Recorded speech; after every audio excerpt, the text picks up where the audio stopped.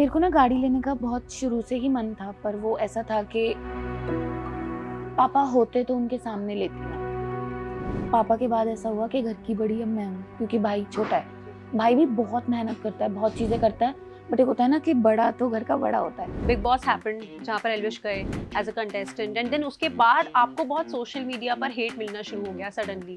मतलब मैं आऊँ ना सामने, वो मुझे उसके लिए भी ज़रूरत नहीं पड़ती। मतलब एक होता है ना कि मैं खुद सामने आके बोलूँ कि यार ऐसा मत करो, मुझे उसकी भी ज़रूरत नहीं पड़ती। वो पहले ही शील्ड बना के खड़े हो जाते हैं। इतने फैंस होते हैं, इतने डीएम्स आते होंगे, आई एम श्योर आप लोगों के पास डेली बेसिस पे इतने ये मेल्स चीज़ आते होंगे कि मैंने मुश्किल है। सुशांत सिंह राजपूत से सीखी थी कि वो अपने फ़ैन पेजेस को फॉलो रखते थे, वो उनसे बातें करते थे, उनसे उनके फ़ैन पेजेस बहुत रिलेट करते थे। कमेंट्स के रिप्लाई करना, सब कुछ करना। मेरे को लगता है जो लोग हमको इतना पूछ रहे हैं तो वो इतना तो डिज़र्व करते हैं।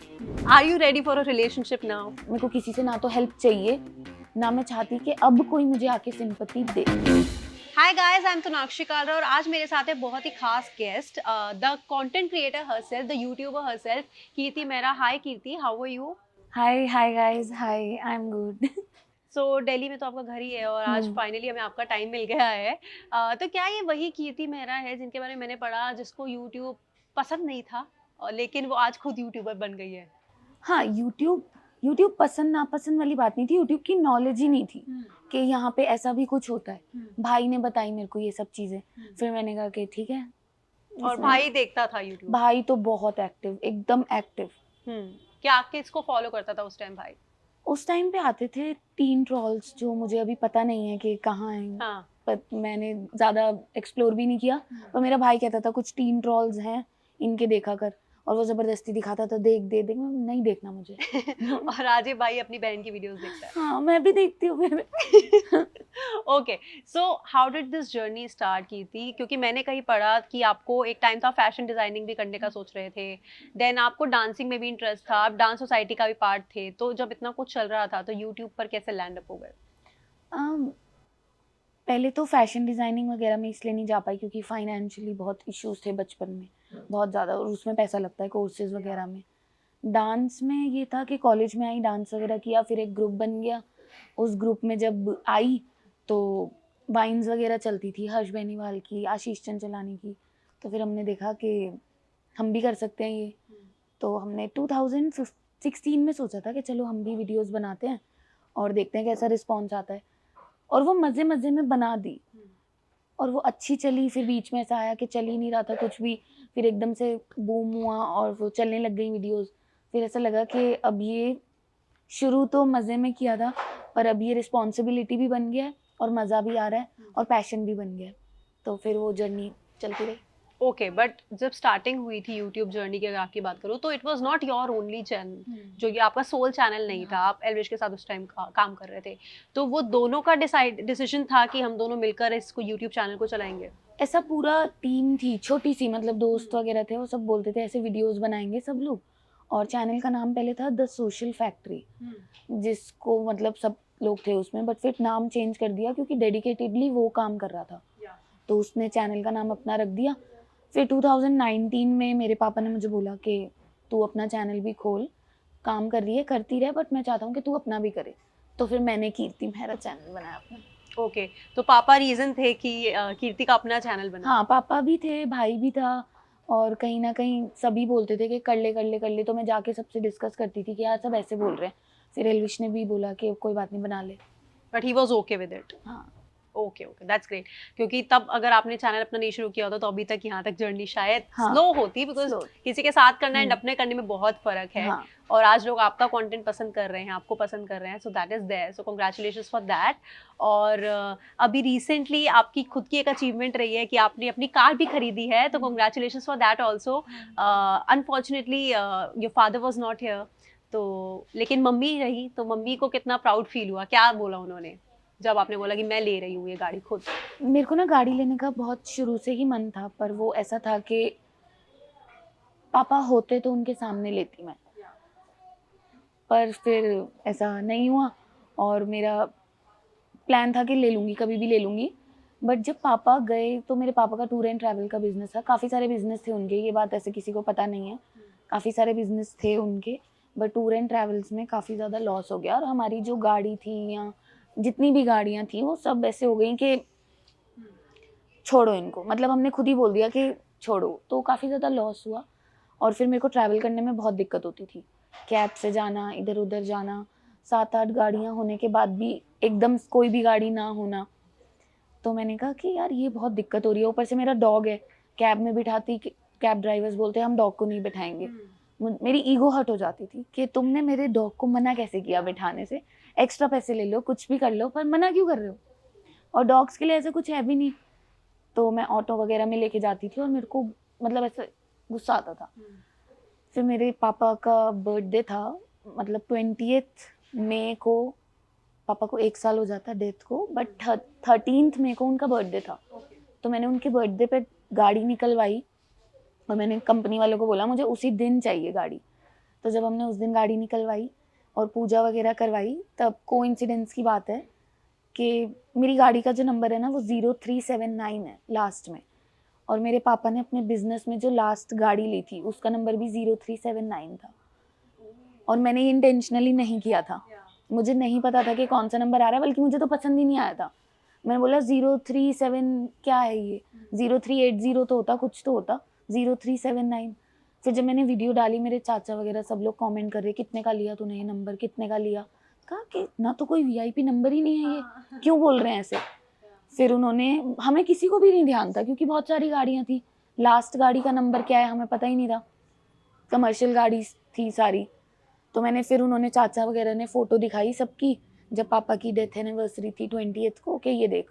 मैंने कहा कि ठीक है, ब्लेसिंग्स हैं ये भी उनकी कि मुझे बर्थडे पे लेनी थी, उन्हीं के लिए लेनी थी, और सेम नंबर गाड़ी पे ऐसे आ गया, तो तब ली थी मैंने ये गाड़ी।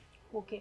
और जैसे आपने भी खुद बताया कि पापा के फाइनेंशियल लॉस हुआ था काम में, तो क्या एक वो रीज़न था बिकॉज आप घर के बड़े हो, घर के बड़े बच्चे हो, तो कहीं ना कहीं वो रीज़न था कि इसलिए थोड़ी रिस्पॉन्सिबिलिटी फील होती थी कि खुद कुछ करना है? नहीं, जब फाइनेंशियल लॉस थे, चल रहे थे फैमिली में, तब मैं बहुत छोटी थी।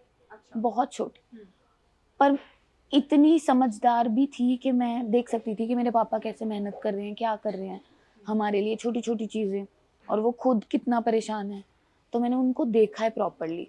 तो जब आप अपनी लाइफ में सारी चीज़ें देख लेते हो ना, फिर आपको पैसे की वैल्यू आ जाती है, रिस्पॉन्सिबिलिटी आ जाती है। अब मेरे पास कितना ही पैसा आ जाए, मैं ये नहीं कहूँगी कि हाँ 1 लाख रुपए ऐसे ही उड़ा दूँ कहीं पे भी, नहीं, मेरे को वैल्यू है उन चीज़ों की। जब पापा की डेथ हुई तब हुआ कि मैं तो बहुत लाडली थी सबकी, पूरे मम्मी की साइड के भी, पापा की साइड के भी, जिद्दी एकदम। अगर मैंने बोला ये चाहिए मेरे को तो चाहिए। इतनी, पापा के बाद ऐसा हुआ कि घर की बड़ी अब मैं हूँ, क्योंकि भाई छोटा है। भाई भी बहुत मेहनत करता है, बहुत चीज़ें करता है, बट एक होता है ना कि बड़ा तो घर का बड़ा होता है।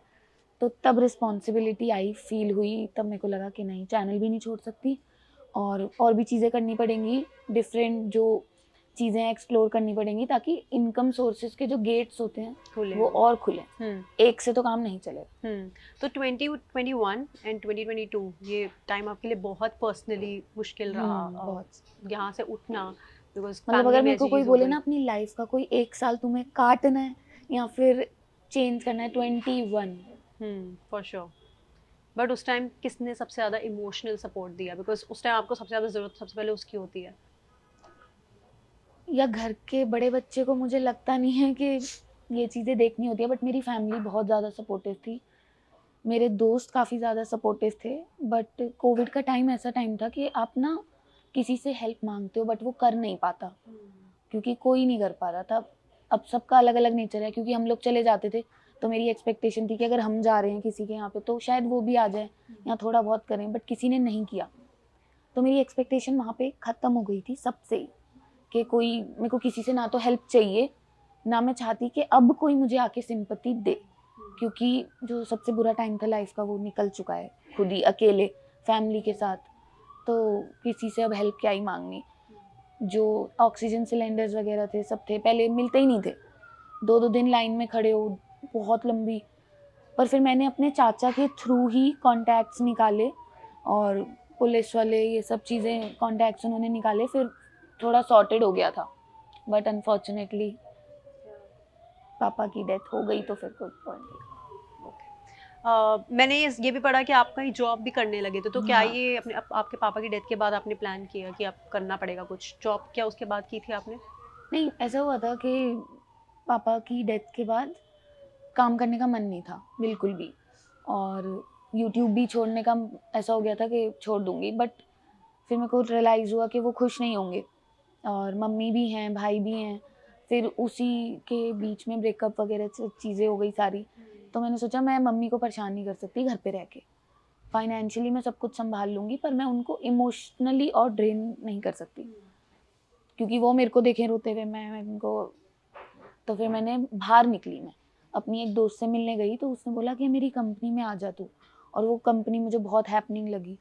तो मैं गई वहाँ पे जाके मैं ऐसे बिल्कुल चेंज हो गई, जो मेरा नेचर हो गया था ना सबसे डिस्टेंस बना के रखना, बात ना करना, उस कंपनी में आके मेरा नेचर जैसा पहला था वो वैसा वापस आया, कि दोस्तों से हँस खेल के बात करना, और वापस सबके रिश्ते सँभालना, या कोई बात नहीं सबको माफ़ कर देना, वैसा। अभी भी जॉब कर रहे हो आप? जॉब कर रही हूँ, पर अभी मैं स्विच कर रही हूँ, थोड़ा रोल शिफ्ट कर रही ओके, कूल। तो आपने जब चैनल शुरू किया, थोड़ा चैनल पे बात करते हैं, जब आपने चैनल शुरू किया और आप और एल्विश साथ में काम कर रहे थे, ये वो वाला टाइम है जब दोनों साथ में काम कर रहे थे, आपका खुद का चैनल नहीं हुआ था।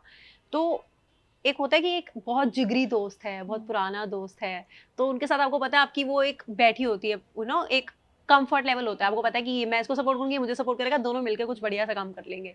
तो कितने सालों से जानते थे आप उन्हें? आई थिंक 2015 से जानती थी, और हाँ, कितने हो गए, 2015 8 साल। 2015 से जानते थे, तो वो दोस्ती थी और वो कंफर्ट लेवल था कि आपने वो शुरू किया।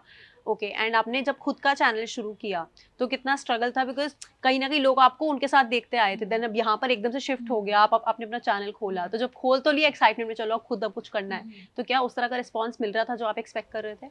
रिस्पॉन्स अच्छा मिल रहा था, बट मेरे को ना एक चीज़ पता थी, जो होता है ना कि मैं जितना रियल रहूँगी, जितना मैं ऑडियंस से रिलेटेबल रहूँगी, जितना मैं अपनी जो एक्चुअल लाइफ है वो उनको दिखाऊँगी, तब तक वो मेरे से रिलेट करेंगे।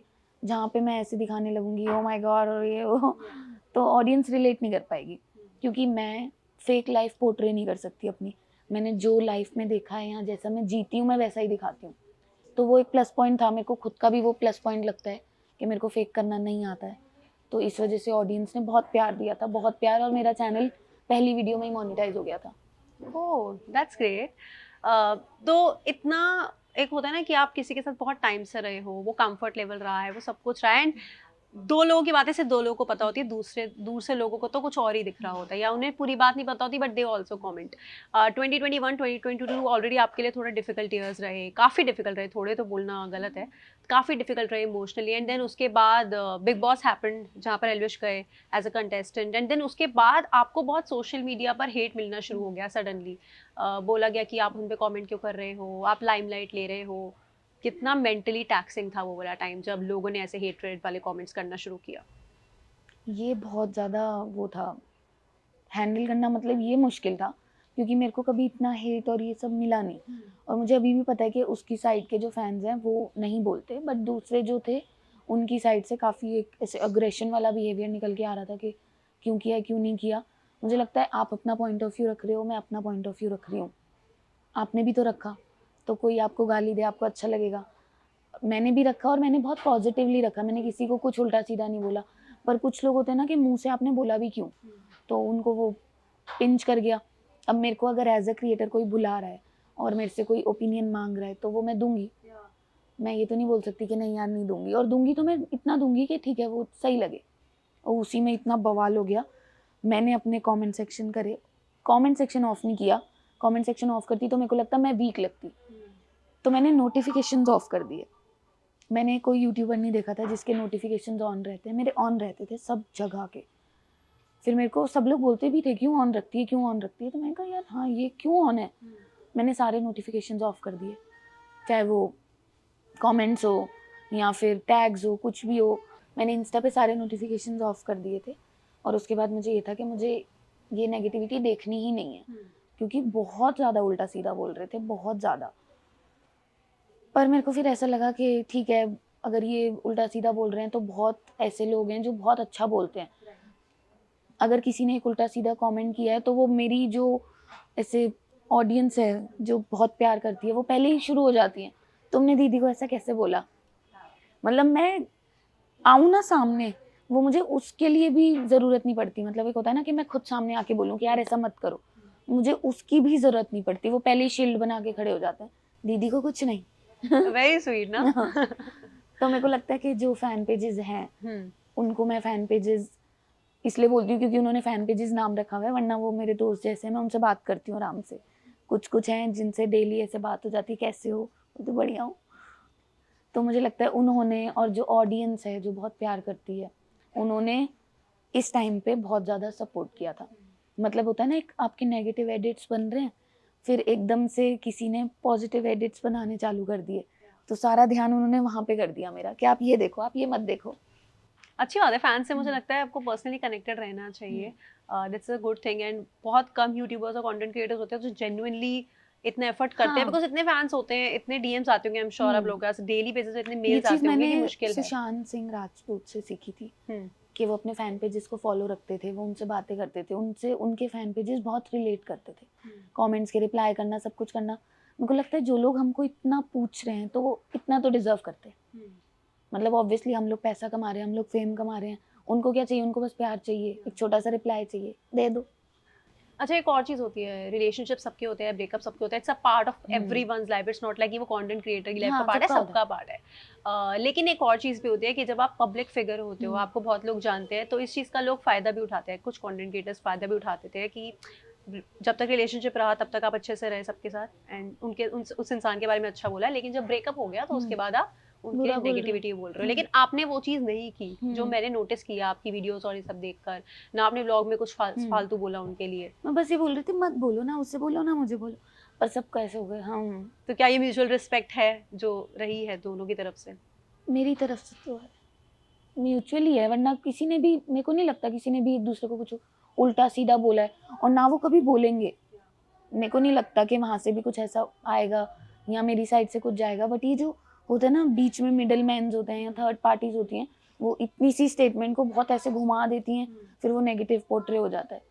तो ठीक है, एक म्यूचुअली चीज़ें हो जाती हैं, वो वहीं तक रहनी चाहिए। तो एक ऐसा इंसान, एक ऐसा क्रिएटर जिसने आपके साथ जर्नी शुरू की, तो वो पर्सनल लेवल और वो सब चीज़ें भी बहुत होती है कि आप उससे बहुत अटैच्ड होते हो and this is for everyone. चाहे वो मेरा कोई दोस्त भी होगा और मैंने अगर उसके साथ जर्नी शुरू की है अपनी, तो मैं बहुत खुश भी होंगी उसकी अचीवमेंट को देखकर पर्सनल लेवल पर। तो आई एम श्योर आपको भी अच्छा लगा होगा जब वो बिग बॉस फाइनली जीत गए, ओटीटी जीते थे। तो क्या आपने कांग्रेचुलेशंस उन्हें विश किया? मैंने स्टोरीज़ वगैरह लगाई थी ऑब्वियसली, क्योंकि मेरे को ये था, मैंने फुकरे के लिए भी लगाई थी। हुँ, फुकरे इंसान के लिए भी लगाई या थी, उसके लिए भी लगाई थी, क्योंकि मेरे को था अपनी कम्युनिटी से कोई गया है तो सपोर्ट करना बनता है, और वो भी तब भी बनता है जब इतना प्रोफेशनली भी साथ में काम किया हो, पर्सनली भी जानते हो, तो इतना तो बनता है। और उसके बाद मैंने कुछ नहीं किया। Okay, okay, fair enough. और आज अगर मैं कीर्ति का पूछना चाहूँ तो आज आपका क्या फ़ोकस है? Is it your own channel जिस पर आप बहुत काम करना चाहते हो, रेगुलरली काम करना चाहते हो, या चाहते हो कि कुछ और काम करो, या जॉब पर फ़ोकस करना चाहते हो? बिकॉज़ अभी थोड़ा कन्फ्यूज़न हो गया है। ये ऐसा लग रहा है बिकॉज़ कहीं न कहीं आप चाहते हो कि आप बहुत अर्न करो एंड अपने पापा का नाम रोशन करो, बहुत सारे सपने होंगे आई एम श्योर आपके।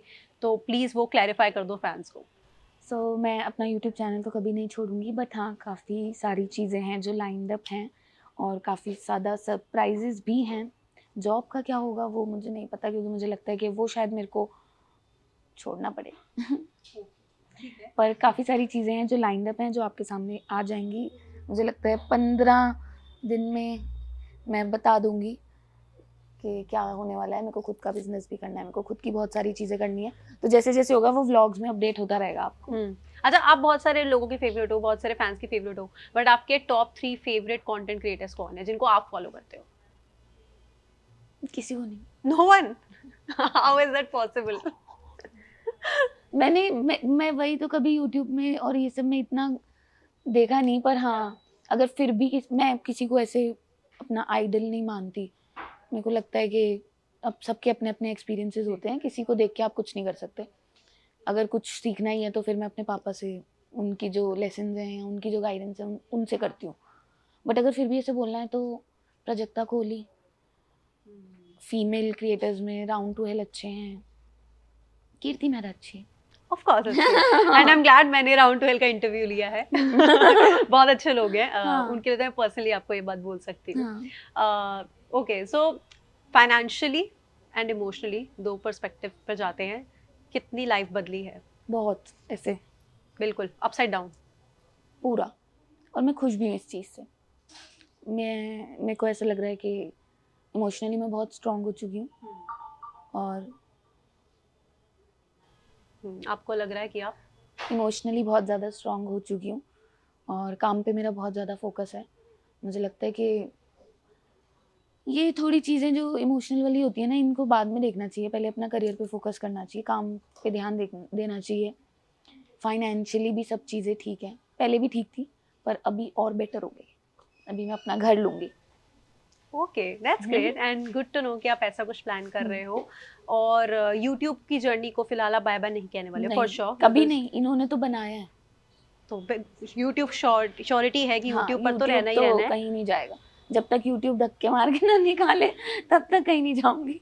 ओके और बहुत सारे कंटेंट क्रिएटर्स एक और चीज़ भी कर रहे हैं आजकल, वेब सीरीज में आ रहे हैं और डिफरेंट OTT प्लेटफॉर्म्स पर वेब सीरीज वगैरह आ रही है। आपका ऐसा कुछ प्लान है कि अगर कुछ आएगा तो you will be open to consider it? मेरे पास आई हैं काफ़ी सारी चीज़ें, पर मुझे लगता है कि कुछ उसमें से मेरे टाइप है और कुछ उसमें से मेरे नहीं है। तो अगर कुछ मुझे बहुत ज़्यादा पसंद आया तो ऑब्वियसली आऊँगी। पहले मैंने बहुत सारी चीज़ें मना कर दी थी क्योंकि मुझे लगता था कि यार क्यों ही करना है, छोड़, बट अब नहीं करूँगी। ओके पापा का सपना था कि पंजाबी गाने करो, हाँ, ये टीवी आपको पर सब आओ। पता है। मैं अपना होमवर्क अच्छे से करके आती हूँ पापा का सपना हाँ। था पंजाबी गाने करो, टीवी पर आओ। कुछ तैयारी चल रही है उस तरफ भी? मेरे पास ना हरियाणवी गाने बहुत आए हैं, तो मेरे को ऐसा नहीं है कि हरियाणवी सॉन्ग्स करने में दिक्कत है, बट मेरे को ये मेरे पापा का ड्रीम था ना कि मुझे फर्स्ट सॉन्ग पंजाबी करना है, तो मैं पंजाबी करूँगी, और मैं पंजाबी हूँ यार, तो पहला गाना पंजाबी बनता है। बिल्कुल बनता है बिल्कुल बनता है। One very important question for all the male fans. Are you ready for a relationship now? नहीं, हो गया आपने। मैंने पूछ लिया, तुम्हारा दिल टूटता है तो टूटे, मुझे नहीं अभी रेडी नहीं हूँ, पर ठीक है, तुम रिश्ते भेज सकते हो। ओके ठीक है, अभी नहीं रेडी, लेकिन अपने पार्टनर में क्या 3 क्वालिटीज है जो चाहिए ही चाहिए? स्ट्रॉन्ग हो, मतलब अपना स्टैंड लेना आता हो, ऑनेस्ट हो, मतलब ट्रांसपेरेंसी हो, और हंसना आता हो, मतलब होता है ना एक जिंदा दिल लोग होते हैं, वो हो, रिस्पेक्ट करना जानता हो, मतलब ऐसे नहीं कि सिर्फ घर वालों की रिस्पेक्ट कर रहे हैं, बाहर भी लोगों को इक्वली ट्रीट करे, बस। ओके जाते जाते यही बता दो, बिग बॉस का ऑफर आएगा तो एक्सेप्ट किया जाएगा या नहीं? बचपन से देख रही हूँ मैं बिग बॉस, कर लूँगी। कौन सा फेवरेट सीजन था? ये सारे फेवरेट हैं, बट जो सिद्धार्थ शुक्ला वाला था वो तो नेक्स्ट लेवल गया था। या आई थिंक वो मोस्टली फैंस का फेवरेट सीजन है आज तक। वरना और भी थे, गौतम गुलाटी वाला अच्छा था, और राखी सावंत वाला भी अच्छा था। फन था, it was a crazy one for sure. और एक वो कौन था, वो जिपिट, इमाम खान आए थे, यस एक बार ओम बाबा आए थे। तो बिग बॉस की जर्नी बहुत क्रेजी रही है एंड इसी जर्नी में ये देखना बड़ा इंटरेस्टिंग होगा अगर कीर्ति के पास ये ऑफर आता है और कल को हमें खबर आ जाती है कीर्ति फाइनली बिग बॉस में जा रही है, तो कीर्ति की कौन सी पर्सनैलिटी निकल कर आती है? हाँ, वो फिर वो रियल पंजाबन दिख जाएगी सबको कि दीदी आप तो बहुत प्यार से बात करते थे, नहीं दीदी नहीं करती। अपने लिए स्टैंड ले सकती हैं। All right, Kirti, thank you very much for your time. It was definitely a pleasure chatting with you today, and thank you for being so candid, so raw, and so genuine throughout the chat. Thank you very much.